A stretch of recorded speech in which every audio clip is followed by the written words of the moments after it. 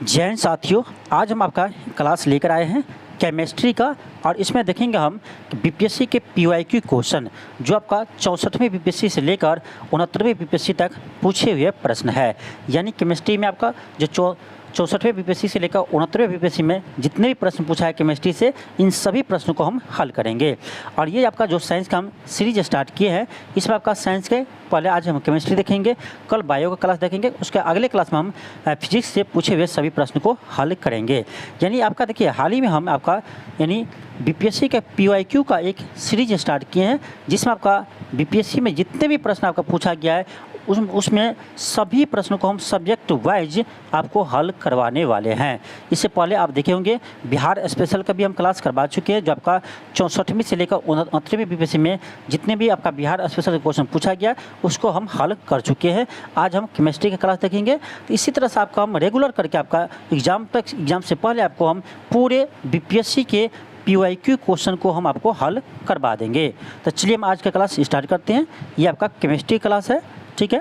Question आपका first है, और एक चीज़ जान लीजिए, ये जो आपका क्लास है ये आपका बीपीएससी के सभी एग्ज़ामों के लिए महत्वपूर्ण है। बीपीएससी का आप कोई भी एग्ज़ाम दे रहे हैं, इन सभी एग्ज़ामों के लिए आपका ये क्लास महत्वपूर्ण है। इस क्लास को आप जरूर देखिएगा। तो चलिए हम क्लास को स्टार्ट करते हैं। क्वेश्चन फर्स्ट है कि प्रयोगशाला में विकसित हीरे के संदर्भ में हीरे के बीज के रूप में किसका उपयोग किया जाता है। इसमें करते हैं ग्रेफाइट का उपयोग, ऑप्शन बी होगा। अब देखिए, ये प्रश्न आपका 69वें बीपीएससी में पूछा गया है। चलिए इसका एक्सप्लेनेशन देखते हैं। तो देखिए, ग्रेफाइट प्रयोगशाला में विकसित हीरे में ग्रेफाइट एक बहुत पतला टुकड़ा यानी बाल जैसे टुकड़ा हीरे का बीज के रूप में उपयोग किया जाता है। ज्ञातव्य है कि यानी वो आपको पता होगा कि ग्रेफाइट और हीरे कार्बन का अपरूप कहा जाता है। ग्रेफाइट और हीरा क्या है? कार्बन का अपरूप है, और ग्रेफाइट भी कार्बन का शुद्ध अपरूप होता है, शुद्ध रूप होता है। इसका यह अपरूप कार्बन परमाणुओं के द्विआयामी परतों से बना होता है, जो एक खष्टभुज है। यहाँ से एक चीज़ ध्यान रखिएगा, ग्रेफाइट की संरचना कैसे होता है? तो खष्टभुज होता है। यह एक काला, चिकना, मुलायम और ठोस रूप में होता है, जबकि हीरा कार्बन का सबसे शुद्ध क्रिस्टलीय अपरूप है, और इसमें कार्बन है जो एक चतुष्फलकीय संरचना है। अब यहाँ ध्यान रखिएगा कि जो आपका हीरा होता है इसका संरचना चतुष्फलकीय होता है, जबकि जो आपका ग्रेफाइट होता है इसकी संरचना खष्टभुज होता है। अब हम चलिए आगे देखते हैं आपका अगला प्रश्न। अगला प्रश्न आपका है कि बुलेट प्रूफ जैकेट बनाने के लिए उपयोग किए जाने वाला फाइबर क्या है। तो बुलेट प्रूफ जैकेट बनाते हैं केवलर से, ऑप्शन आपका सी होगा। ये भी आपका 69वें बीपीएससी में पूछे हुए प्रश्न है।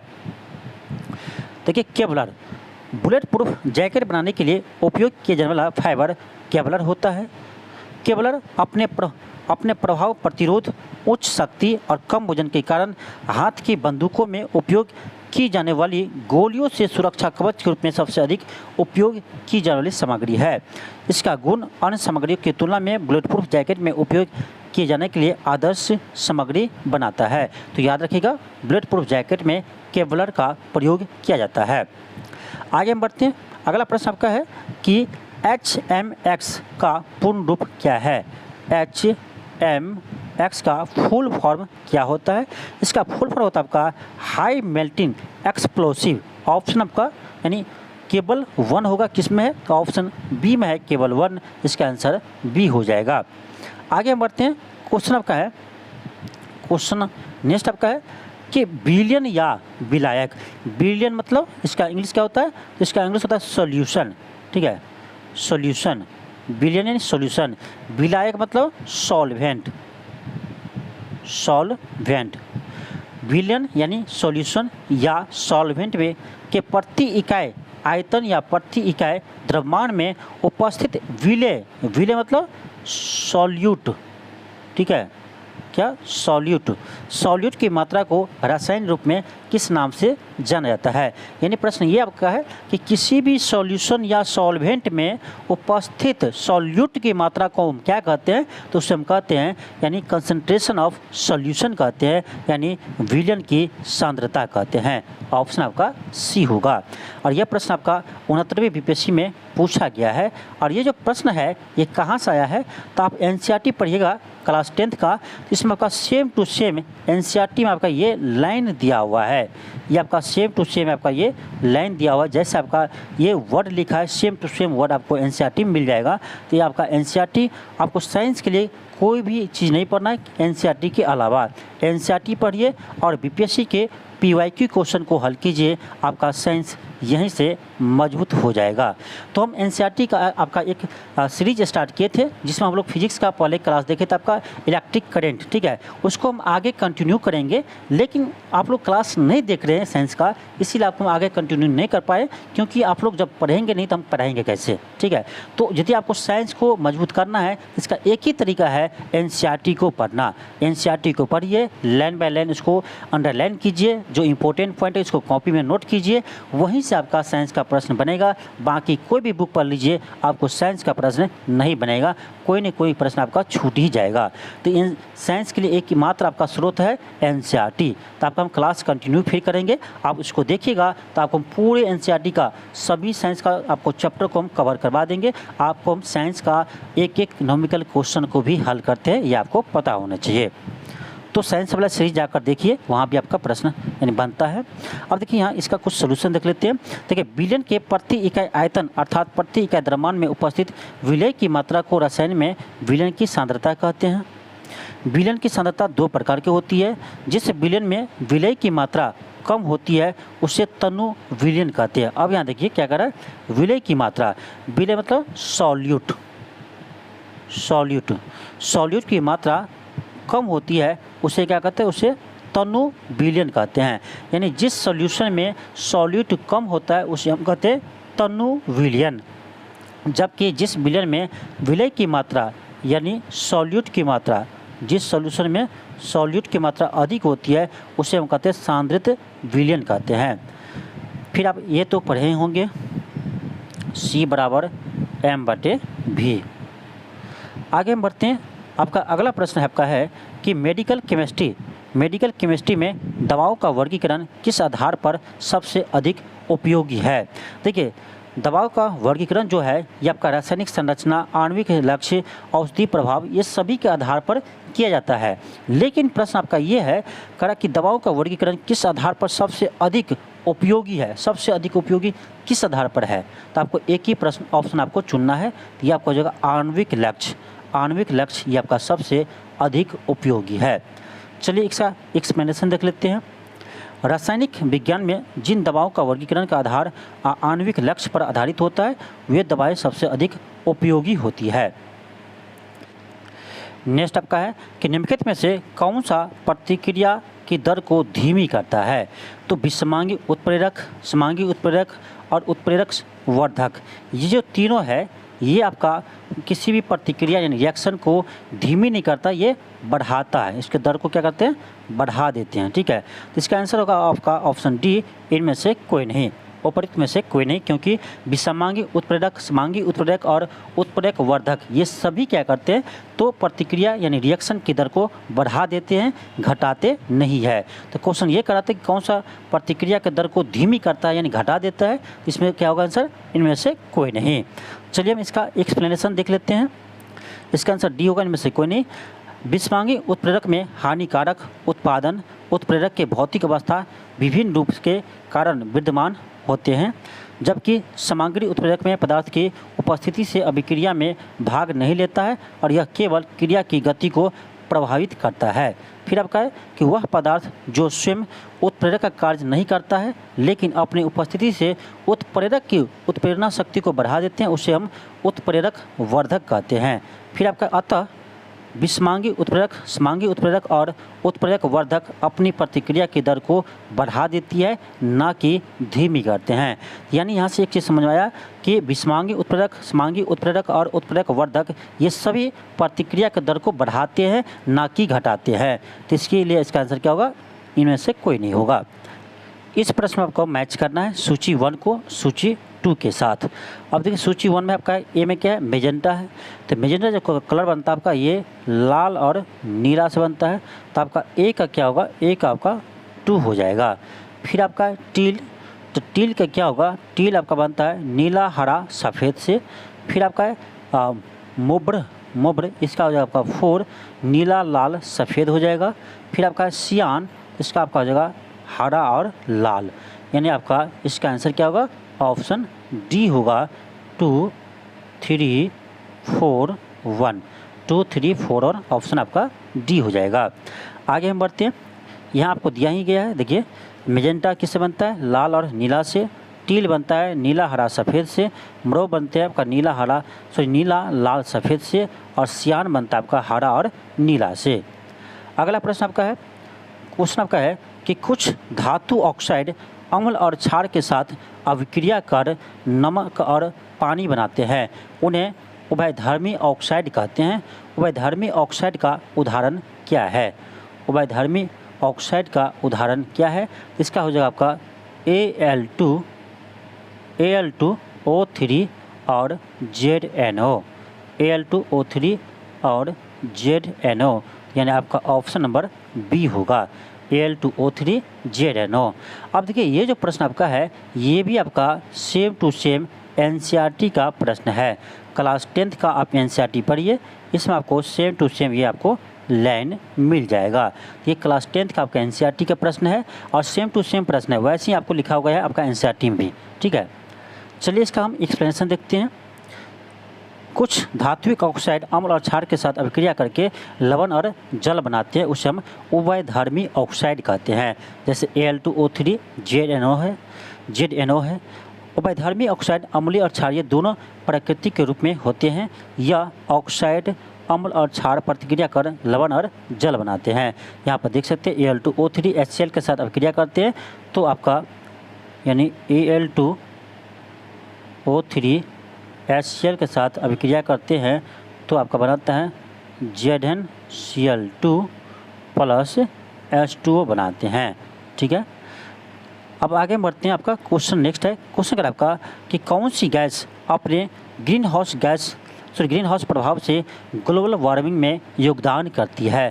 तो देखिए carbon dioxide, nitrous oxide, methane, ये सभी क्या है, ये सभी आपका ग्रीन हाउस गैस है। तो इसका आंसर हो जाएगा आपका ऑप्शन डी, उपरोक्त में से एक से अधिक, ऑप्शन डी होगा।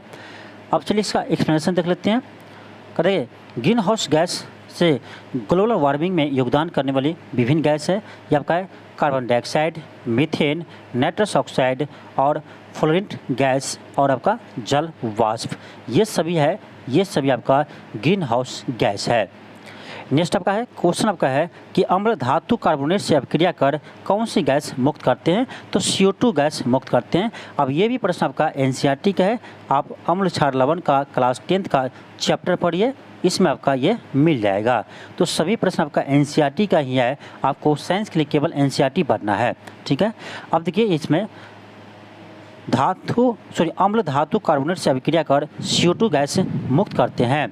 देखिए आपका यहाँ पर है H2SO4 FeCO के साथ अभिक्रिया करते हैं, तो आपका FeSO4 और plus H2O plus CO2 gas बनाते हैं, HO प्लस CO2 गैस बनाते हैं। यहाँ पर हम क्या देख रहे हैं कि CO2 गैस यहाँ से मुक्त हो रहे हैं। ठीक है, तो ध्यान रखिएगा जब कभी अम्ल धातु कार्बोनेट से अभिक्रिया करेगी तो CO2 गैस मुक्त करेगी, ऑप्शन बी होगा।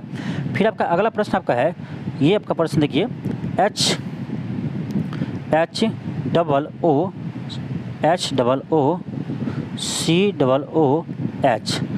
ठीक है, यहाँ पर एक और सी है, ये कर किसका फार्मूला है, इसको हम सही से लिखेंगे तो आपका ऐसे होगा, ये O यहाँ आएगा, ये आपका O यहाँ आएगा। ठीक है, ये देख लीजिए ये किसका फार्मूला है, तो आपका OH लगा हुआ है, तो आप इससे देख सकते हैं सी, ये देखिए ये किसका फंक्शनल है, ये कार्बोक्सिलिक एसिड का फंक्शनल ग्रुप है।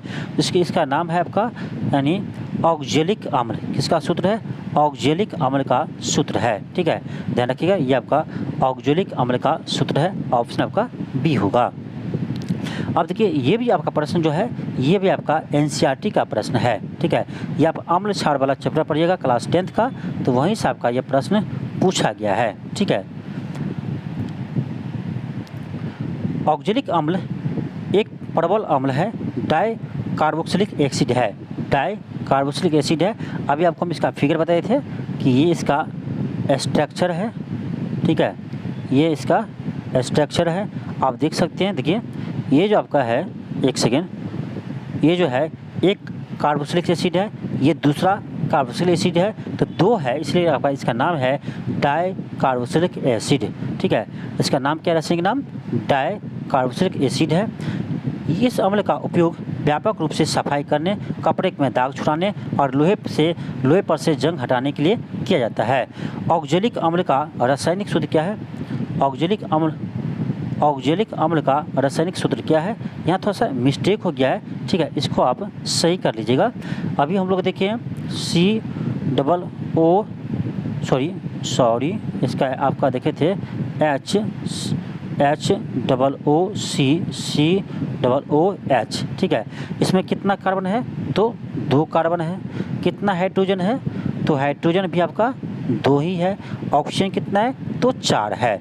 इसका हम सूत्र लिख सकते हैं ऐसे आपका यहाँ पर C2H2O4 इसका सूत्र है, रासायनिक सूत्र, इससे आप ध्यान रखिएगा।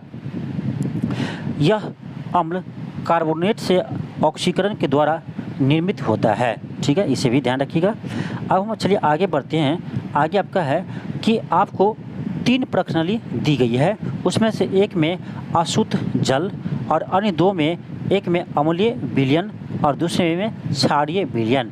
इनमें से किस में लाल लिटमस नीला हो जाएगा? आपको पता ही है कि लाल लिटमस को नीला कर देता है कौन? तो ये क्षार करते हैं। आप पढ़े होंगे अम्ल क्षार में चैप्टर में आप कि लाल लिटमस पत्र को जो नीला कर दे उसे हम क्या कहते हैं? क्षार कहते हैं। तो कौन करेगा? तो ऐसा क्षार करेगा, यानी लाल लिटमस पत्र को नीला कर दे वो क्षार कहलाते हैं। तो ऑप्शन आपका सी हो जाएगा। नेक्स्ट आपका प्रश्न है, इसमें देखिए आपका दिया गया है कि HOOCOOH ये किसका सूत्र है? ये कौन सा अम्ल है? तो ये आपका है ऑक्जेलिक अम्ल, ठीक है। ये जो सूत्र है ये आपका ऑक्जेलिक अम्ल का सूत्र है। अब देखिए इसको सूत्र में हम लिखेंगे कैसे? इसको लिखेंगे हम आपका इसमें कितने कार्बन है? इसमें आपका 2 कार्बन है C2, 2 हाइड्रोजन है H2 और आपका ऑक्सीजन 4 है तो O4। तो C2H2O4 इसका रासायनिक सूत्र होगा। और इसका स्ट्रक्चर देखा जाए तो इसका स्ट्रक्चर आपका ऐसे होता है, ठीक है। इसका स्ट्रक्चर आपका ये होगा। ये क्या है आप देखकर बताइए। तो ये आपका कार्बोक्सिलिक एसिड का फंक्शनल ग्रुप है, ये भी आपका कार्बोक्सिलिक एसिड का फंक्शनल ग्रुप है। ये आपका ऐसे से 2 है, इसीलिए इसका नाम है डाई कार्बोक्सिलिक एसिड। तो इसका रासायनिक नाम होगा डाई कार्बोक्सिलिक एसिड, इससे भी ध्यान रखिएगा। देखिए इसका एक्सप्लेनेशन आपको दिया गया है कि ऑक्जेलिक अम्ल एक प्रबल अम्ल है, डाई कार्बोक्सिलिक एसिड है, अभी आपको बताया है। और इस अम्ल का उपयोग व्यापक रूप में सफाई करने, कपड़ों में दाग छुड़वाने और लोहे पर से जंग हटाने के लिए किया जाता है। और इसका सूत्र क्या है? ये थोड़ा सा यहाँ मिस्टेक है, अभी आपको बताए थे C2H2O4 इसका सूत्र है। और यह अम्ल कार्बोहाइड्रेट के ऑक्सीकरण द्वारा निर्मित होता है, इसे भी ध्यान रखिएगा।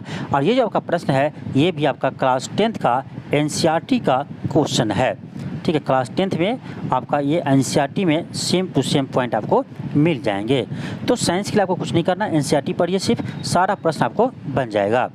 फिर आपका अगला प्रश्न है कि आपको 3 प्रश्नावलियाँ दी गई है, उनमें से एक में अशुद्ध जल और अन्य 2 में, एक में अम्लीय विलयन और दूसरे में क्षारीय विलयन है। इसमें से लाल लिटमस नीला हो जाएगा, किस में होगा? तो आपको पता ही होगा कि कौन लाल लिटमस पत्र को नीला कर देता है। तो आपको पता होगा कि लाल लिटमस पत्र को नीला करता है कौन? क्षार करता है। ये आप पढ़े होंगे कि क्षार लाल लिटमस पत्र को नीला कर देता है, तो इसका हो जाएगा ऑप्शन सी, क्षार हो जाएगा। और ये भी प्रश्न आपका 69वीं बीपीएससी में पूछा गया है। हम आगे बढ़ते हैं। आपका अगला प्रश्न है कि एसिटिक अम्ल की गंध किसके समान होता है? आपको पता है एसिटिक अम्ल में कौन सा अम्ल पाया जाता है? एसिटिक अम्ल किस में पाया जाता है? एसिटिक अम्ल किस में पाया जाता है? तो सिरका में पाया जाता है। एसिटिक अम्ल सिरका में पाया जाता है। तो आपका ऑप्शन नंबर ए हो जाएगा सिरका। अब देखिए इसका जो सूत्र होता है ये आपका होता है COOH और यहाँ पर आपका होगा CH3, ये इसका सूत्र है। CH3 COOH ये सिलिका का सूत्र है, यानी एसिटिक अम्ल का रासायनिक सूत्र है। ये भी बीपीएससी एग्जाम में पूछा गया है, इसलिए आप इसे याद रखेंगे। एसिटिक अम्ल की गंध सिरके के समान होती है। एसिटिक अम्ल एक तीखी, रंगहीन, तीक्ष्ण गंध और खट्टा स्वाद वाली एक तरल पदार्थ है। एसिटिक अम्ल का सांद्रता 4 से 8% तक होती है, जिसके परिणामस्वरूप सिरके से तीक्ष्ण गंध होती है। टमाटर में एक मीठी फलदार गंध होती है, जिसके कारण से मिथाइल कीटोन रसायन उत्तरदायी है। यानी टमाटर में जो मीठी फलदार गंध होती है ये किसका कारण से होती है? तो मिथाइल कीटोन के कारण होती है, इसे भी ध्यान रखिएगा। नेक्स्ट आपका प्रश्न है, क्वेश्चन आपका है सूक्ष्म HCl गैस सूक्ष्म लिटमस पत्र का रंग क्यों नहीं बदलता है? अब देखिए ये भी प्रश्न आपका बहुत अच्छा है और ये भी प्रश्न आपका NCERT क्लास 10th का ही है। ये भी आपका क्लास 10th का प्रश्न है, ठीक है। तो इसमें देखिए आपका इसका आंसर होगा ऑप्शन सी। यहाँ मिस्टेक है थोड़ा सा, यहाँ पर जो आपका HO लिखा है यहाँ पर आपका होगा H3O+, ठीक है। इसमें कोई H3O+ आयन्स मौजूद नहीं है, इसीलिए यह लिटमस के आयन में उपस्थित रंग को नहीं बदल पाते हैं। अब देखिए इसमें ये जब का है H3O+ होगा तो ऑप्शन सी होगा। अब देखिए HCl जो है ये आपका सूक्ष्म है, यानी इसमें वाटर का अंश नहीं है, इसीलिए वह लिटमस पत्र के रंग को नहीं बदल पाते हैं। तो HCl में जब हम H2O से अब क्रिया कराएंगे तो ये आपका बनेगा H3+OH, ठीक है। तो जब हम वाटर यानी एक्वा में ले जाते हैं तभी आपका ये आयंस प्रदान करते हैं, इसी से आपको अम्ल और क्षार का पता चल पाता है। तो आपका ऑप्शन नंबर सी हो जाएगा। आगे बढ़ते हैं। आपका क्वेश्चन नेक्स्ट है, क्वेश्चन अगर आपका विषम का पता लगाइए। विषम का पता लगाइए। आपका इसमें कौन सा विषम है? फल का पकना, सीमेंट की सेटिंग, कोयला का जलना। तो आप देखे होंगे तो ये तीनों आपको क्या लग रहा है? ये तीनों आपका रसायन अभिक्रिया है। क्या है? क्या रासायनिक परिवर्तन नहीं कर सकते हैं? सॉरी, ये सब क्या है? रासायनिक परिवर्तन है। क्या है? ये सभी आपका रासायनिक परिवर्तन है। तो करा विषम का पता लगाइए। कोई भी आपका इससे विषम नहीं है, यानी तीनों आपका सेम टाइप का है, तीनों एक रासायनिक परिवर्तन का उदाहरण है, इसीलिए इसका आंसर क्या होगा? ऑप्शन ई होगा, इनमें से कोई नहीं। तो फल का पकना, सीमेंट का सेटिंग होना, कोयले का जमना, ये सभी क्या है? ये सभी आपका रासायनिक परिवर्तन है। ये भी आपका NCERT का ही प्रश्न है। रासायनिक और भौतिक परिवर्तन का एक चैप्टर आपका NCERT में, वहीं से आपका ये प्रश्न आया हुआ है। नेक्स्ट आपका क्वेश्चन है, क्वेश्चन अगर आपका सॉरी यहाँ फिर मिस्टेक है, हरी नहीं होगा, हीरा होगा, ठीक है। ये ध्यान रखिएगा, यहाँ पर आपका हीरा होगा, ठीक है। तो हीरा और ग्रेफाइट के बारे में निम्नलिखित में से कौन सा कथन सत्य है? अब देखिए कह रहा है हीरा और ग्रेफाइट के बारे में आपको बताना कौन सा कथन सत्य है। कह रहा है उनकी विद्युत चालकता समान होती है, गलत बात है। जबकि ग्रेफाइट आपका विद्युत का चालक होते हैं, जबकि हीरा विद्युत का कुचालक होते हैं। तो ये सेम नहीं है। उनके पास समान क्रिस्टलीय संरचना है, ये भी नहीं है, आपको पहले बता चुके हैं। उनके पास समान डिग्री की कठोरता है, ये भी गलत है। इसका आंसर होगा आपका ऑप्शन ई, इनमें से कोई नहीं, कोई भी समानता इसमें नहीं पाई जाती है। अब देखिए हीरा और ग्रेफाइट दोनों कार्बन के अपरूप है। हीरा और ग्रेफाइट की क्रिस्टलीय संरचना अलग अलग होती है। हीरा एक विशेष प्रकार की क्रिस्टलीय संरचना होती है, जिससे हीरा ग्रेफाइट से कई गुना कठोर होती है। ग्रेफाइट कठोरता बहुत निम्न होती है। ग्रेफाइट विद्युत का सुचालक होते हैं, जबकि हीरा विद्युत का कुचालक होते हैं। तो आप देखे होंगे अभी तक आपका हीरा और ग्रेफाइट से 2 से 3 प्रश्न आपका आ गया है। तो इस चैप्टर को आप जरूर देख लीजिएगा, हीरा और ग्रेफाइट, ठीक है। ये कार्बन के अपरूप वाले में होगा, ठीक है। यहाँ से आपका प्रश्न अभी आपका हाल में फिर आपका बीपीएससी द्वारा अधिक आपका पूछा गया है, इसीलिए आपका इम्पोर्टेंट है। इस टॉपिक को एक बार आप जरूर पढ़ लीजिएगा। अगला प्रश्न आपका है, क्वेश्चन का आपका कि किस नियम के अनुसार समान ताप और दाब पर यानी टेम्परेचर कांस्टेंट और प्रेशर कांस्टेंट। ठीक है, टेम्परेचर कांस्टेंट, प्रेशर कांस्टेंट। तो टेम्परेचर भी कांस्टेंट और प्रेशर भी कांस्टेंट, दाब पर सभी गैस के निश्चित आयतन में, यानी आयतन भी इसका निश्चित है, यानी आयतन भी आपका कांस्टेंट है। तो कह रहा अणुओं की संख्या समान होती है, ये किस नियम के अनुसार होती है? तो आप जानते होंगे, पढ़े होंगे, PV बराबर nRT, PV बराबर nRT। अब कह रहा प्रेशर भी कांस्टेंट है, ठीक है, टेम्परेचर भी कांस्टेंट है, वॉल्यूम भी कांस्टेंट है, तब कह रहा अणुओं की संख्या समान होगी। ये कहा था आपका एवोगाड्रो लॉ। ये क्या है? ये आपका एवोगाड्रो लॉ है। ऑप्शन आपका डी होगा। ये भी NCERT का प्रश्न है। अब यहाँ हम देखेंगे एवोगाड्रो नियम। एवोगाड्रो नियम क्या होता है? तो समान ताप और समान दाब पर सभी गैस के समान आयतन में अणुओं की संख्या समान होती है। ये कहता है आपका एवोगाड्रो लॉ। फिर आपका है ग्राम्स का नियम, ग्राम लॉ। निश्चित ताप और दाब पर विभिन्न गैसों के विसरण के अपेक्षिक वेग उसके घनत्व के वर्गमूल के विपरीत अनुपात में होते हैं। इसे ग्राम का नियम भी देख लीजिए। बॉयल्स नियम क्या है? तो सिंपल है, बॉयल्स उबालना, टेम्परेचर कांस्टेंट, सिंपल ध्यान रखिएगा, टेम्परेचर कांस्टेंट, तो आपका बॉयल्स लॉ हो जाएगा। ठीक है, अब देखिए टेम्परेचर जब कांस्टेंट होगा, आप जानते हैं PV बराबर nRT होता है। अब देखिए जब ये कांस्टेंट होगा तो ये तो आपका अणुओं की संख्या कांस्टेंट ही है, तो यहाँ से आपका PV बराबर कांस्टेंट आ जाएगा, यानी हम कह सकते हैं PV यहाँ से आपका इन्वर्सली प्रोपोर्शनल टू आपका वॉल्यूम आ जाएगा। तो ये आपको याद नहीं रखना है, मेन आपको याद रखना है बॉयल्स लॉ में कि टेम्परेचर कांस्टेंट होता है। जब टेम्परेचर कांस्टेंट होगा तो आप यहीं से आप PV बराबर nRT लगाकर आप इसको आप चेक कर सकते हैं कि आपका प्रेशर जो होगा वो वॉल्यूम का इन्वर्सली प्रोपोर्शनल होगा। ठीक है, यहाँ पर देखिए आपका है क्या चार्ल्स लॉ। चार्ल्स लॉ क्या होता है? तो दिए हुए ताप पर गैस के निश्चित आयतन के लिए दाब का मान नियत रहता है। यानी देखिए चार्ल्स लॉ में सिंपल याद रखिए, आपका प्रेशर कांस्टेंट होगा। ठीक है, क्या होगा? प्रेशर कांस्टेंट होगा आपका चार्ल्स लॉ में। तो यहाँ से आप एवोगाड्रो लॉ, ग्राम्स लॉ और बॉयल्स लॉ और चार्ल्स लॉ देख लिए, इसे आप ध्यान रखिएगा। अगला प्रश्न आपका है कि परमाणु के नाभिक में कौन से मूल कण होते हैं? देखिए आपको कितना बार हम बता चुके हैं कि परमाणु जो होते हैं उसके नाभिक में आपका प्रोटॉन और न्यूट्रॉन होते हैं और इसके बाहरी कक्षा में इलेक्ट्रॉन चक्कर लगाते हैं।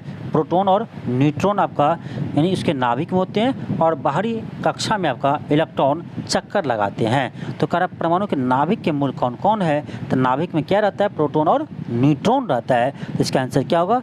ऑप्शन आपका सी होगा, प्रोटॉन और न्यूट्रॉन। और इसी को हम कहते हैं मास नंबर। इसी क्या कहते हैं? मास नंबर कहते हैं। यानी यहाँ से एक चीज़ और ध्यान रखिएगा, मास नंबर क्या होता है? तो number of proton plus number of neutron, ये होता है आपका मास नंबर। एटॉमिक नंबर क्या होता है? तो एटॉमिक नंबर आपका होता है, ध्यान रखिएगा, एटॉमिक नंबर ये आपका होता है नंबर ऑफ प्रोटॉन होता है। Atomic number number of proton के बराबर होते हैं और मास नंबर प्रोटॉन और न्यूट्रॉन के योग के बराबर होते हैं। फिर आपका अगला प्रश्न है, इसे आप देख लीजिएगा। चलिए आगे बढ़ते हैं। अगला प्रश्न आपका है कि जिस धातुकर्म प्रक्रिया के अंतर्गत धातु मिश्रित अवस्था में पाई जाती है उसे हम क्या कहते हैं? उसे हम कहते हैं प्रगलन। क्या कहते हैं? उसे हम प्रगलन कहते हैं। ये भी आपका NCERT का क्वेश्चन है। प्रगलन क्या होता है? स्मेल्टिंग क्या होता है? यह एक प्रकार का निष्कर्षण धातु कृमि है। X में उपस्थित गलाक मिलाकर मिश्रण को उच्च ताप पर गलाने की क्रिया को प्रगलन कहते हैं। इस क्रिया में X का गलित धातु में अपचयन हो जाता है और धातु युक्त पदार्थ पिघल जाता है। इसके तहत आपका चांदी, लोहा, तांबा आदि को यानी निर्मित होते हैं। यानी चांदी, लोहा, तांबा ये सब आपका किस विधि से निर्मित होते हैं? तो प्रगलन विधि से निर्मित होते हैं। आगे हम बढ़ते हैं। आपका अगला प्रश्न है, अगला प्रश्न आपका कह रहा है कि निम्न में से पीतल के घटक है। तो तांबा और जस्ता से बनता है क्या? पीतल बनता है। तांबा और जस्ता का से क्या बनता है, पीतल बनता है। तो ऑप्शन आपका ए होगा। नेक्स्ट आपका क्वेश्चन है, क्वेश्चन आपका है कि निम्न में से किसे अनबुझा चूना कहते हैं। अब देखिए अनबुझा चूना कहते हैं तो कैल्शियम ऑक्साइड को ऑप्शन ए होगा, CaO। इसको क्या कहते हैं, इसे कहते हैं अनबुझा चूना। अब देखिए एक आपका तो बुझा चूना, ये प्रश्न आपका बीपीएससी हमेशा पूछता है, ठीक है। अनबुझा चूना, बुझा चूना, यहाँ पर आप कन्फ्यूज हो जाते हैं। अब आज हम आपको बताएंगे, इसके बाद आप कभी भी कन्फ्यूज नहीं होंगे। देखिए अनबुझा चूना, इसका सूत्र आपका होता है कैल्शियम ऑक्साइड CaO। अब देखिए ये आपका अनबुझा चूना है और इसमें क्या करते हैं, हम पानी मिला देते हैं, H2O मिला दिए, तो ये आपका क्या बन जाएगा, ये आपका बन जाएगा CaOH का होल ट्वाइस, CaOH का होल ट्वाइस बन जाएगा। अब देखिए ये था आपका क्या, अनबुझा चूना। अनबुझा चूना मतलब चूना बुझा हुआ नहीं है और इसमें हम पानी डाल देंगे तो क्या होगा, ये बुझ जाएगा। अब ऐसे ध्यान रखिएगा, तो CaO क्या है, अनबुझा चूना है, ठीक है, बुझा हुआ चूना नहीं है, अनबुझा है, और उसमें हम पानी डाल देते हैं तो वो बुझ जाता है, तो ये बुझा हुआ चूना बन जाता है CaOH का होल ट्वाइस, ठीक है। तो ऐसे आप याद रखिएगा, आप कभी भी कंफ्यूज नहीं होइएगा, ठीक है। CaO कैल्शियम ऑक्साइड अनबुझा चूना है और उसमें पानी डालते हैं, H2O डालते हैं, तो ये बन जाता है आपका CaOH का होल ट्वाइस और ये बन जाता है आपका बुझा हुआ चूना, ठीक है। जैसे पानी डालते हैं वो बुझ जाता है, तो ऐसे याद रखिएगा, आप कभी भी कंफ्यूज नहीं होइएगा। तो आपका हो जाएगा ऑप्शन नंबर ए, ये आपका अनबुझा चूना है, जबकि जो ऑप्शन सी में है ये आपका बुझा हुआ चूना है, ठीक है, बुझा हुआ चूना है। और ये भी प्रश्न आपके एग्जाम में आया हुआ है, ठीक है, इसे आप ध्यान रखिएगा। आगे हम बढ़ते हैं, यही चीज़ आपको बताया है, जो आपको हम अभी बताए हैं वही आपको यहाँ पर भी कहा गया है, ठीक है। अगला प्रश्न आपका है, क्वेश्चन कराए कि जंग लगे लोहे के वजन में निम्न में से कौन सा परिवर्तन होता है। अब देखिए ये प्रश्न आपका 67वें बीपीएससी में पूछा है, 67वें बीपीएससी में पूछा है ये प्रश्न, या आप शायद आपका 67वें ही पूछा है, मुझे जो आपका अनुमान लग रहा है ये आपका 67वें आया था कि जंग लगे लोहे के वजन में क्या होगा। तो इसका आंसर आपका बीपीएससी दिया था कि ये आपका लंबे समय तक बढ़ता है, ठीक है, लंबे समय तक बढ़ता है, जबकि मुझे लगता है इसका आंसर होना चाहिए आपका पहले बढ़ता है फिर घटता है। आप देखें होंगे लोहा में जो जंग लगता है, आपका जंग लगता है, आप देखेंगे बहुत दिन के बाद ये जंग इस लोहा को खा जाता है, ठीक है। तो बहुत दिन के बाद जब लोहा को जंग खा जाते हैं तो इसके बाद लोहा का वजन कम हो जाता है, लेकिन बीपीएससी ने इसका आंसर आपका ऑप्शन नंबर ए दिया है, तो ए ही मानना पड़ेगा कि लंबे समय तक बढ़ता है, ठीक है। अगला प्रश्न आपका है, क्वेश्चन कर आपका निम्न में से किसे श्वेत धातु भी कहते हैं। श्वेत धातु भी कहते हैं, तो प्लेटिनम को श्वेत धातु भी कहते हैं। देखिए आयोग द्वारा इसका आंसर प्लेटिनम दिया गया था, लेकिन इसे संशोधित उत्तर में आपका इनमें से कोई नहीं दिया है। अब देखिए बीपीएससी ने इसका आंसर क्या दिया था, पहले दिया था आपका प्लेटिनम, श्वेत धातु किसे कहते हैं, प्लेटिनम को, लेकिन बाद में इसका आंसर दे दिया आपका इनमें से कोई नहीं, ठीक है। तो इस बार बीपीएससी ने आपका यानी इस क्वेश्चन को आपका आंसर बाद में बदल दिया था, तो अभी भी इस क्वेश्चन के आंसर पर डाउट है, ठीक है। तो आप लेकिन प्लेटिनम ही ध्यान रख सकते हैं, ठीक है। अगला प्रश्न आपका है, क्वेश्चन आपका उत्कृष्ट धातुओं के संदर्भ में निम्न कथनों पर विचार कीजिए। पहला है उत्कृष्ट धातुएं की प्रकृति में शुद्ध रूप से प्राप्त होते हैं, बिल्कुल सही है। सेकंड है यूरेनियम और सीसा उत्कृष्ट धातु का उदाहरण है, बिल्कुल गलत है। यूरेनियम या उत्कृष्ट धातु का उदाहरण नहीं है, तो आपका केवल 1 सही है, तो आपका ऑप्शन नंबर ए होगा केवल 1, केवल आपका 1 होगा। चलिए इसका एक्सप्लेनेशन देख लेते हैं। उत्कृष्ट धातु यानी नोबल मेटल, वे धातु जिनका आर्द्र वायु के संपर्क में रहने के बावजूद क्षरण और ऑक्सीकरण कम होता है, ऐसे धातु जिन पर वायु, पानी, अम्ल, क्षार आदि का कोई प्रभाव नहीं पड़ता है, उसे हम कहते हैं उत्कृष्ट धातुएं। वे धातु किसी भी पदार्थ से बहुत कम अभिक्रियाशील होते हैं, इन धातुओं के आभूषण सदैव चमकते रहते हैं। तो उत्कृष्ट धातुएं बहुत कम क्रियाशील होते हैं, ये भी ध्यान रखिएगा। उत्कृष्ट धातु जो होते हैं वो बहुत कम क्रियाशील होते हैं। ये इसका उदाहरण आपका है चांदी, सोना, प्लेटिनम, रोडियम, प्लेडियम, ये सभी क्या है, ये सभी उत्कृष्ट धातु का उदाहरण है। ठीक है, आगे हम बढ़ते हैं। आपका अगला प्रश्न आपका है कि बायोगैस का निम्न में से कौन सा अवयव प्रमुख है। तो बायोगैस का आपका मुख्य प्रमुख होता है, ये आपका होता है मीथेन। बायोगैस का प्रमुख अवयव क्या होता है, मीथेन होता है, इसे आप ध्यान रखिएगा। देखिए बायोगैस इसे जीवाश्म ईंधन से बनाया जाता है। बायोगैस को जीवाश्म ईंधन से बनाया जाता है।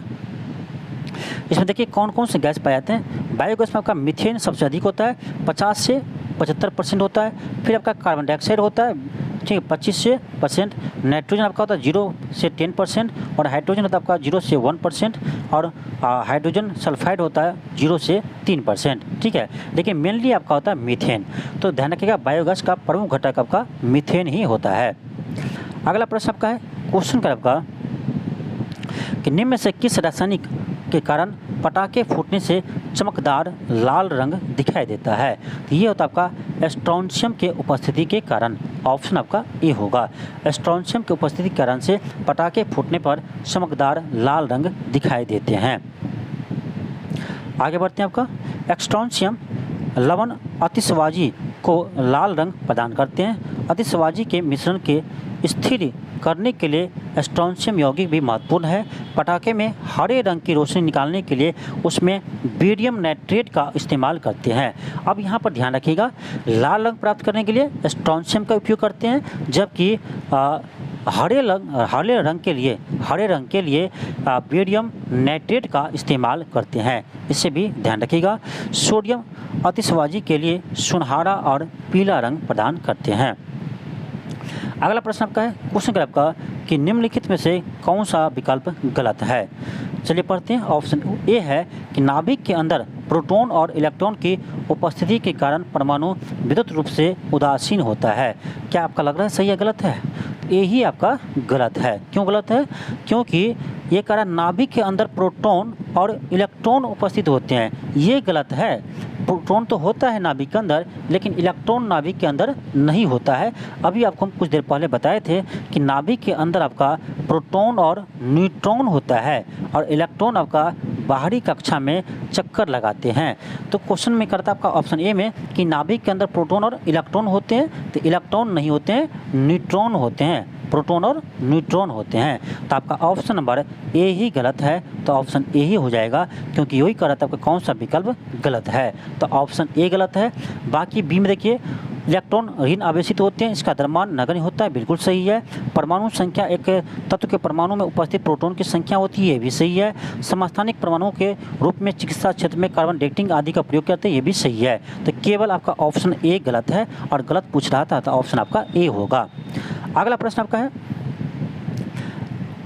निम्नलिखित में से गलत कथन को पहचान कीजिए। इसमें भी आपको गलत कथन को पहचानना है।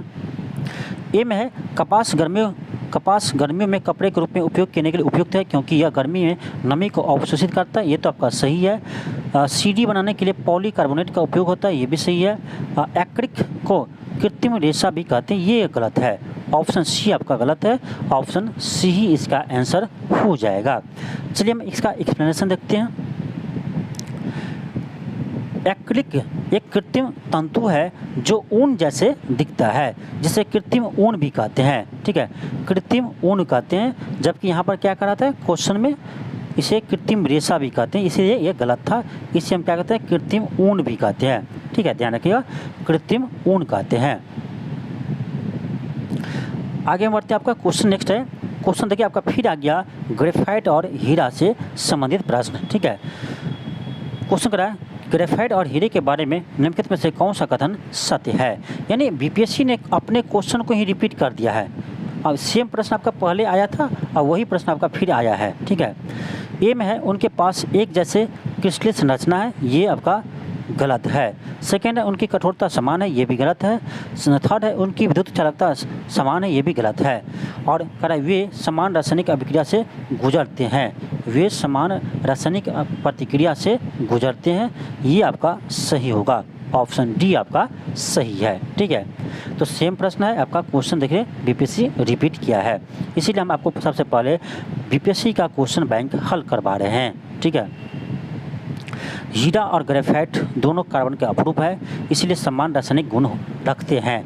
क्योंकि देखिए हीरा और ग्रेफाइट दोनों कार्बन का अपरूप है, इसलिए दोनों के जो रासायनिक गुण होते हैं वे समान होते हैं और इसी कारण से वे समान रासायनिक अभिक्रिया से गुजरते हैं। अब देखिए ग्रेफाइट हीरे की तुलना में नरम होते हैं और जबकि हीरा कठोर होते हैं, और जबकि आपका ग्रेफाइट विद्युत का सुचालक होते हैं, और जबकि ग्रेफाइट खष्टकोणीय होता है, जबकि हीरा चतुष्फलकीय होता है। ठीक है, तो ये आपका अंतर है हीरा और ग्रेफाइट में। फिर आपका अगला प्रश्न है, क्वेश्चन आपका निम्नलिखित में से कौन सा एक तरलीकृत पेट्रोलियम गैस यानी एलपीजी का प्रमुख घटक है। तो एलपीजी का प्रमुख घटक का ब्यूटेन है, ये आपको पता होगा। एलपीजी का प्रमुख घटक ब्यूटेन है, ऑप्शन डी होगा। देखिए एलपीजी प्रोपेन और ब्यूटेन का एक समायोजन है। देखिए एलपीजी में आपका मुख्य रूप से प्रोपेन और ब्यूटेन दोनों होता है, लेकिन सबसे अधिक आपका ब्यूटेन होता है। ध्यान रखिएगा, इसमें आपका सबसे अधिक क्या होता है, ब्यूटेन होता है, और यह गंधहीन होता है। इसके सुरक्षा के दृष्टिकोण से इसमें एथिल मरकैप्टन गैस मिलाया जाता है, इससे आप ध्यान रखिएगा। देखिए एलपीजी जो होता है वो शुद्ध रूप से आपका गंधहीन गैस होते हैं, और एलपीजी गैस को हम लोग घर में खाना बनाने उपयोग करते हैं, और यदि इसका रिसाव हो गया, ठीक है, तो पता ही नहीं चलेगा, और जब आप खाना बनाने जाएंगे आग लगाएंगे तो आपको आग लग जाएगा घर में ही। इसीलिए आपका उसमें एक गैस आपको अलग से मिलाया जाता है, एथिल मरकैप्टन गैस, जिससे एलपीजी गैस में थोड़ा सा दुर्गंध हो, गैस लीकेज होगा, दुर्गंध होगा तो आपको पता चलेगा गैस लीकेज हो रहा है। ठीक है, इसीलिए आपको एथिल मरकैप्टन गैस इसमें मिलाया जाता है, इसे आप ध्यान रखिएगा।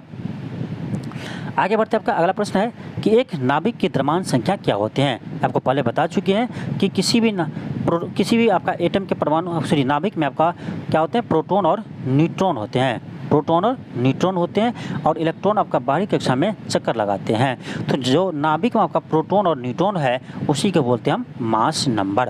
तो आपको पहले भी बता चुके हैं, द्रव्यमान संख्या मास नंबर आपका क्या होता है, number of proton plus number of neutron होते हैं। यही से तो हम लोग फार्मूला निकालते हैं कि नंबर ऑफ न्यूट्रॉन का, अब पी को इस साइड ले जाएगा तो क्या होगा, ए माइनस पी हो जाएगा। तो यहाँ से ये भी फार्मूला आपको याद रखिएगा, नंबर ऑफ न्यूट्रॉन का क्या होगा, mass number minus number of proton हो जाएगा।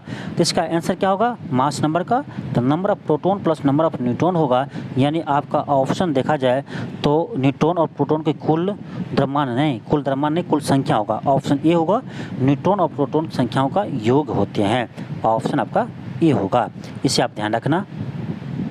और एक चीज़ और जान लीजिए, ये तो आपका हुआ mass number, number of proton plus number of neutron जो आपका नाभिक में होता है, और जो आपका, और एक चीज़ ध्यान रखिएगा, जो आपका एटॉमिक नंबर होता है, परमाणु संख्या होता है, ये आपका परमाणु संख्या प्रोटॉन की संख्या के बराबर होते हैं, ये भी ध्यान रखिएगा। किसी भी एटम का जो प्रोटॉन की संख्या उसमें होगा उतना ही उसका परमाणु संख्या होगा, और किसी भी एटम के नाभिक में जो आपका प्रोटॉन और न्यूट्रॉन होगा और उतना ही आपका उसका परमाणु द्रव्यमान भार होगा, यानी द्रव्यमान संख्या होगा। ठीक है, नेक्स्ट आपका है, क्वेश्चन आपका है कि निम्नलिखित में से कौन सा सीमेंट का प्रमुख घटक है। तो सीमेंट का प्रमुख घटक आपका चूना पत्थर है, ऑप्शन आपका ए होगा, चूना पत्थर हो जाएगा। चलिए हम देखते हैं चूना पत्थर का सूत्र क्या होता है।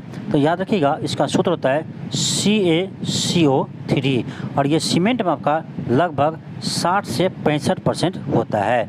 ठीक है, तो CaCO3 कैल्शियम कार्बोनेट, ये जो आपका है ये आपका यानी चूना पत्थर है, और ये आपका सीमेंट में सबसे अधिक उपयोग किया जाता है। सीमेंट में अन्य आपका सामग्री है कैल्शियम, सिलिकॉन, जिप्सम, राख, आयरन, ये सब आपका अन्य उपयोगी सामग्री है, लेकिन मेन रूप से आपका मुख्य रूप से क्या होता है, तो चूना पत्थर पाए जाते हैं। अगला प्रश्न आपका है, क्वेश्चन का आपका एक तत्व के समस्थानिक अलग अलग होते हैं। आपका एक तत्व के समस्थानिक क्या नाम है, ध्यान रखिए, समस्थानिक आइसोटॉप्स। ठीक है, ध्यान रखिएगा, आइसोटॉप्स होता है, टॉप्स यानी समस्थानिक। कैसे याद रखेंगे, ध्यान रखिए क्या है, समस्थानिक है यानी समान स्थान है, कभी मत भूलिएगा, ऐसे आप ध्यान रखिएगा। समस्थानिक यानी समान स्थान, स्थान सेम हो। आपको पता है कि किसी भी एटम का स्थान किससे प्राप्त करते हैं हम लोग, तो हम प्राप्त करते हैं प्रोटॉन की संख्या से यानी एटॉमिक नंबर से। ठीक है, जो जिसका एटॉमिक नंबर है वो स्थान उसी अनुसार उसका स्थान में रखा गया है। और आपको पता है एटॉमिक नंबर प्रोटॉन की संख्या के बराबर होते हैं। तो यहाँ पर नाम है कि समस्थानिक यानी इसमें प्रोटॉन की संख्या क्या होगा, समान होगा, क्योंकि वो समान स्थान पर होगा। ठीक है, ये आपको ध्यान हो जाएगा कि प्रोटॉन आपका समान होगा। अब चलिए ऑप्शन देखते हैं, करा इसमें क्या अलग अलग होते हैं। जब प्रोटॉन आपका समान होगा, ध्यान रखिए किसी में आपका प्रोटॉन जब आपका समान होगा, ठीक है, तो आपका अलग अलग क्या होगा, तो आपका न्यूट्रॉन अलग अलग होगा। ध्यान रखिएगा न्यूट्रॉन आपका अलग अलग होगा, तभी तो आपका इसमें समस्थानिक में आपका समान स्थान तो होगा, लेकिन इसका परमाणु भार अलग अलग होता है, क्योंकि प्रोटॉन तो सेम होता है लेकिन न्यूट्रॉन आपका अलग अलग होता है, और दोनों का योग करते हैं तब का यानी परमाणु भार आता है। इसी कारण से यह भी आपका अलग अलग होता है। तो समस्थानिक किसे कहते हैं, जिसका स्थान सेम हो यानी जिसमें प्रोटॉन की संख्या सेम हो लेकिन आपका द्रव्यमान अलग अलग होगा। द्रव्यमान अलग क्यों होता है, तो न्यूट्रॉन की संख्या अलग होने के कारण आपका द्रव्यमान अलग अलग हो जाते हैं। तो इसका आंसर आपका होगा ऑप्शन नंबर आपका क्या होगा, ऑप्शन ए है, प्रोटॉन की संख्या नहीं, ये अलग अलग नहीं होगा, सेम होगा द्रव्यमान संख्या में, तो आपका ऑप्शन नंबर बी होगा द्रव्यमान संख्या में। ये तो आपका सिंपल दे दिया क्वेश्चन। ठीक है, इसको क्वेश्चन अच्छा से पूछा जाता है आपका, तो ये पूछता अलग अलग क्या होगा, तो अलग अलग इसमें आपका न्यूट्रॉन होगा। ठीक है, प्रोटॉन सेम होगा लेकिन न्यूट्रॉन आपका इसमें अलग अलग होगा, इसी कारण से आपका द्रव्यमान संख्या भी अलग अलग होता है। क्योंकि हम लोग जानते हैं द्रव्यमान संख्या आपका नंबर प्रोटॉन प्लस न्यूट्रॉन होता है। ये तो आपका सेम रह गया, ये आपका सेम रह गया, तो चेंज कौन होगा भाई, न्यूट्रॉन चेंज होगा, तभी तो आपका ये चेंज हो पाएगा द्रव्यमान संख्या। ठीक है, तो ऐसे यदि आप याद रखते हैं तो कभी मत नहीं भूलिएगा ऐसे प्रश्न को। ठीक है, तो रटना नहीं है, समझना है। आगे हम बढ़ते हैं। आपका अगला प्रश्न आपका है करा वह ताप बिंदु जिस पर ठोस द्रव और गैसीय अवस्था में एक साथ रह सकते हैं उसे क्या कहते हैं, इसे हम कहते हैं त्रिक बिंदु। क्या कहते हैं, त्रिक बिंदु कहते हैं, ऑप्शन डी होगा। नेक्स्ट आपका क्वेश्चन है, क्वेश्चन का आपका एल्युमिनियम का सबसे महत्वपूर्ण अयस्क है, तो ये है आपका बॉक्साइट, ऑप्शन ए होगा Al2O3। ये आपका बॉक्साइट जो है ये आपका एल्युमिनियम का अयस्क है, ऑप्शन आपका ए हो जाएगा। आगे बढ़ते हैं हम। आपका अगला प्रश्न आपका है कि निम्न में से किस विलयन का पीएच मान 7 से अधिक होता है, तो आपको पता है 7 से अधिक पीएच मान किसका होता है, तो क्षार का पीएच मान 7 से अधिक होता है, तो आपका ऑप्शन नंबर बी होगा क्षारीय विलयन। चलिए यहाँ पर कुछ देख लेते हैं हम। देखिए पीएच मान आपका अम्ल का जो होता है ये आपका पीएच मान 7 से कम हो तो ये आपका अम्ल होता है, यानी अम्ल का पीएच मान 7 से कम होता है, और आपका क्षार का पीएच मान आपका 7 से अधिक होता है, और आपका उदासीन का पीएच मान 7 होता है। ठीक है, ये तो आपको पता ही होगा। आगे हम बढ़ते आपका नेक्स्ट आपका क्वेश्चन देखिए आपको दिया है प्लूटोनियम न्यूक्लाइड, ये दिया है, इसमें कह रहा है नाभिक में न्यूट्रॉन की संख्या क्या होंगे। आपको पहले अभी न्यूट्रॉन का फॉर्मूला बता चुके हैं, न्यूट्रॉन कैसे निकालते हैं। देखिए पहले इसको देख लीजिए, ये जो आपका पीयू दिया है, पीयू ये आपका दिया यहाँ पर 94 और यहाँ दिया आपका 242। इसको आप समझते हैं, किसी भी एलिमेंट को आपको लिखा रहता है, यहाँ पर आपका ए लिखा रहता है और यहाँ आपका जेड लिखा रहता है। जेड क्या है, ये आपका जेड एटॉमिक नंबर है, यानी जेड के जगह यहाँ पर कितना है, तो 94 है। एटॉमिक नंबर किसके बराबर होता है, प्रोटॉन के बराबर होता है, ये आपको पता होना चाहिए। और ये जो आपका दिया 242 ये आपका ए के जगह दिया है, ए क्या है, तो ये आपका मास नंबर है। तो यहाँ पर हमें पता चला कि जेड आपका दिया है कितना 94 और ए आपको कितना दिया है, ए दिया आपका 242, और जेड किसके बराबर होता है, प्रोटॉन के बराबर होते हैं। यहाँ से हम कह सकते हैं इसमें आपका प्रोटॉन दिया है कितना 94 दिया है, और मास नंबर कितना है 242 है। आपको हम बता चुके हैं कि नंबर ऑफ प्रोटॉन का फॉर्मूला क्या होता है, सॉरी नंबर ऑफ न्यूट्रॉन का, तो नंबर ऑफ न्यूट्रॉन का फॉर्मूला क्या होता है, मास नंबर्स में से हम नंबर ऑफ प्रोटॉन को घटा दे तो ये आपका नंबर ऑफ न्यूट्रॉन आ जाएगा। तो यहाँ से हम निकाल सकते हैं, यहाँ से आपका नंबर ऑफ न्यूट्रॉन आ जाएगा 242 मास नंबर है 242 आपका ये मास नंबर है, उसमें से 94 एटॉमिक नंबर घटा देंगे तो ये आपका आ जाएगा कितना 148 आ जाएगा। तो आपका ऑप्शन नंबर बी आ जाएगा 148। ठीक है, तो आई होप आप आज के बाद ऐसे प्रश्न जब यदि आपको आता है तो आप आसानी से हल कर लेंगे। आगे हम बढ़ते हैं। आपका अगला प्रश्न आपका है क्वेश्चन का आपका कि पुलिस द्वारा नशे में गाड़ी चलाने वाले सांस की जांच के लिए फिल्टर पेपर पर क्या होता है।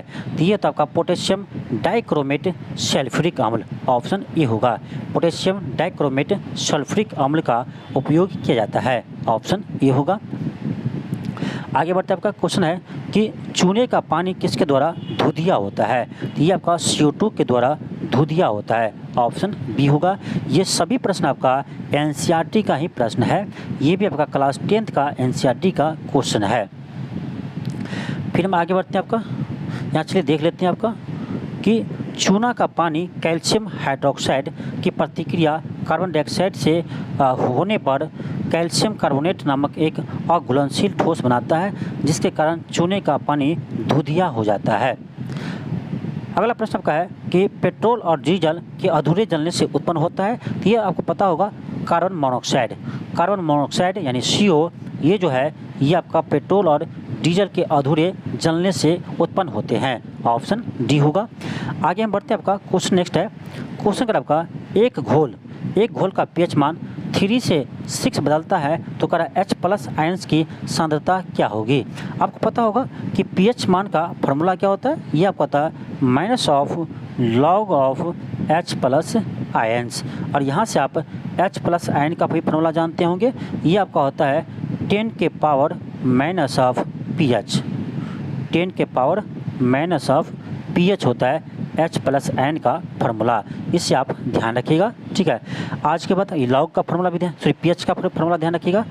pH बराबर -log ऑफ H+ आयंस, और H+ आयन का फार्मूला होता है 10 के पावर -pH। हमें यहाँ H+ आयन देखना है।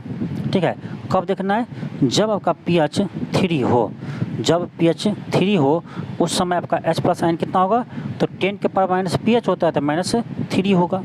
जब आपका pH 6 होता है तब देखना आपका H+ आयन कितना होगा, तो H+ आयन कितना होगा, तो 10 के पावर -6 होगा। अब ये देखिए घटा है कि बढ़ा है, तो आप लोग कहेंगे घटा है, क्योंकि ये 10 का पावर -3 है, ये 10 का पावर -6 है, तो कम कौन है, ये है। तो देखिए कितना कम हुआ है, तो हम क्या करेंगे 10 के पावर -6 में 10 के पावर -3 से हम डिवाइड करेंगे तो ये आपका आ जाएगा 10 के पावर -3 आ जाएगा। इसको लिखेंगे तो हम लिख सकते हैं 1/1000। ठीक है, तो इसे हम कह सकते हैं कि 1000 गुना कम हो जाएगी, यानी H+ आयन कितना क्या हुआ है, H+ आयन आपका 1000 गुना कम हो गया है, ऑप्शन आपका डी हो जाएगा। तो आज के बाद आप दो फार्मूला याद रखिएगा, एक pH मान का, pH बराबर -log ऑफ H+ आयन, ठीक, ये ध्यान रखिएगा। और दूसरा याद रखिएगा H+ आयन का, ये होता है आपका 10 के पावर -pH होता है। ठीक है, H+ आयन का होता है फार्मूला 10 के पावर -pH। तो ये दोनों फार्मूला को याद रखिएगा। आगे हम बढ़ते हैं। क्वेश्चन आपका नेक्स्ट है क्वेश्चन आपका रेत और नेफ्थलीन के मिश्रण को किसके द्वारा अलग किया जा सकता है। तो ऊध्र्वपातन के द्वारा हम अलग कर सकते हैं, सब्लिमेशन के द्वारा। रेत और नेफ्थलीन को हम सब्लिमेशन ऊध्र्वपातन के द्वारा अलग कर सकते हैं। आप जानते हैं ऊध्र्वपातन किसे कहते हैं, ऊध्र्वपातन कहते हैं जब हम किसी ठोस को जब ये सीधे गैस में परिवर्तित हो जाते हैं तो उस प्रक्रिया को हम ऊध्र्वपातन कहते हैं। ठीक है, आप लोग का ये एग्जाम में बहुत बार आया है ऊध्र्वपातन का क्वेश्चन। ठीक है, ऊध्र्वपातन किसे कहते हैं, तो जब कोई ठोस सीधे गैस में परिवर्तित हो जाती है तो हम उस प्रक्रिया को ऊध्र्वपातन कहते हैं। और यह आपका प्रक्रिया नेफ्थलीन और कपूर में होता है, ध्यान रखिएगा, नेफ्थलीन में और कपूर में होता है ऊध्र्वपातन का क्रिया। और इसी का आपका यहाँ पर यानी परिभाषा दिया गया है जो आपको हम अभी बताए हैं। ठीक है, नेक्स्ट आपका प्रश्न है क्वेश्चन का आपका बेंजीन में कितने सिग्मा और पाई बॉन्ड होते हैं। तो बेंजीन का सूत्र क्या होता है, आप देख लीजिए, ये आपका स्ट्रक्चर होता है। ठीक है, यहाँ पर आपका एक हाइड्रोजन होगा, यहाँ होगा, यहाँ होगा, और आपका यहाँ होगा, और यहाँ, ठीक है। यहाँ पर आप गिन लीजिए कितना आपका सिग्मा है, कितना पाई बॉन्ड है। तो ये आपका 6 तो यहीं मिल जाएगा और 6 आपका इसमें मिल जाएगा, तो 12 आपका इसमें सिग्मा है, 12 सिग्मा है और 3 आपका पाई बॉन्ड है, ठीक है।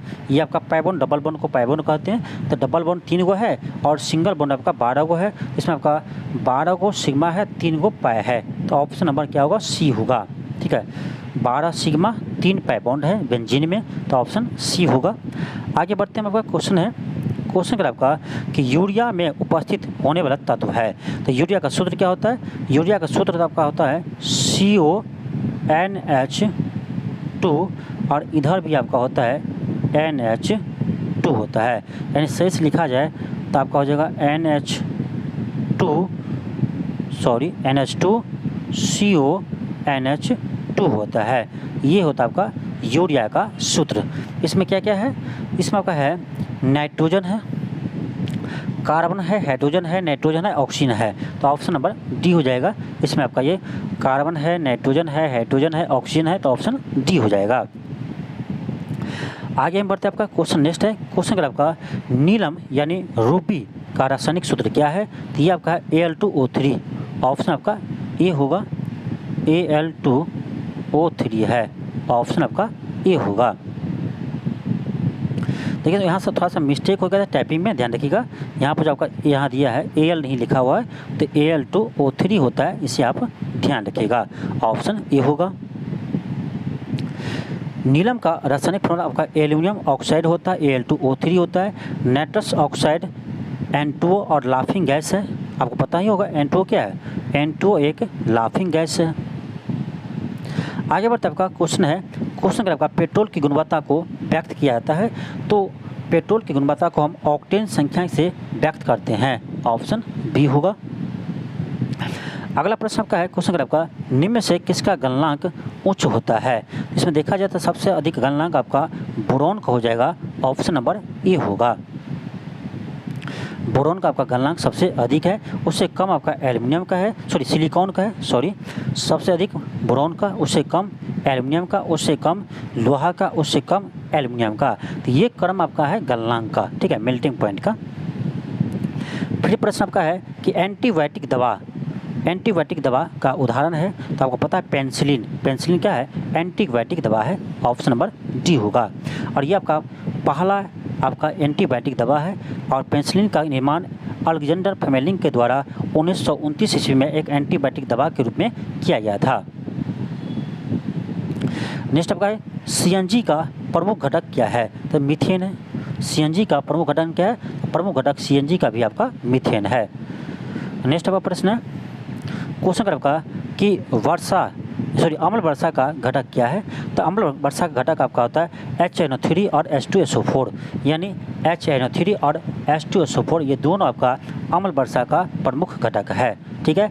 और इसके स्थान पर आपका SO2 और NO2 भी दिया जाता है, ध्यान रखिएगा, SO2 और NO2 भी दिया जाता है, ध्यान रखिएगा। तो इसका आंसर होगा आपका option number D, A and B दोनों। ये आपका कुछ इसी का रिएक्शन है, ठीक है। आगे बढ़ते हैं, आपका क्वेश्चन, एक चीज़ ध्यान रखिएगा, जिस वर्षा का pH मान आपका 5.6 से कम होता है उसे अम्ल वर्षा कहते हैं। क्योंकि देखिए ये प्रश्न आपका कभी कभी एग्जाम में आता है कि अम्ल वर्षा का pH मान कितना होता है, तो 5.6 से कम होता है, इसे आप ध्यान रखिएगा। आगे हम बढ़ते हैं, आपका क्वेश्चन कर रहा है भारी जल का सूत्र क्या होता है। तो आपका कहता है D2O, ड्यूटेरियम ऑक्साइड, D2O, ये आपका भारी जल का सूत्र होता है। भारी जल का उपयोग कहाँ करते हैं, तो मंदक में इसका उपयोग करते हैं, परमाणु रिएक्टर के मंदक में भारी जल का प्रयोग किया जाता है।